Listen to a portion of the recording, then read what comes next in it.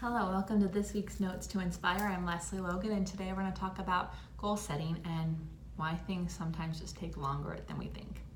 So I'm sitting here in my studio, and at the time of this, it's been 1 year since we opened, and I wanted to have so many different things done by today.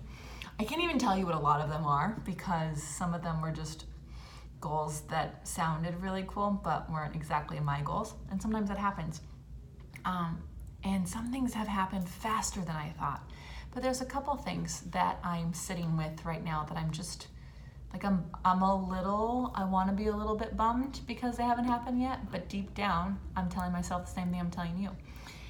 If you set a goal for yourself and you have a deadline and you get to that deadline and you can honestly say you've been doing work to make that goal happen, then you're doing a great job and it's just going to take a little longer.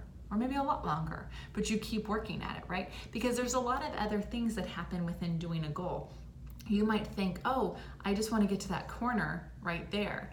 And what you didn't see was there was like a hill in between where you are and where that corner is. So you thought you could get to that corner in an hour, but it's actually going to take you 3 because there's like this massive detour, right? So that doesn't mean if you don't get there at the time you said you were going to that you failed. You still got to where you're going to go, so the goal is still achieved and you still achieved it. So what I want you to do is just when you get to the deadline, just ask yourself, have I been working towards this goal appropriately? Have I been putting the attention that it deserves and needs into it? And if yes, then what else do I have to keep going? When do I think that this goal can actually be done or try to be done, and just move the goalpost? It's totally fine.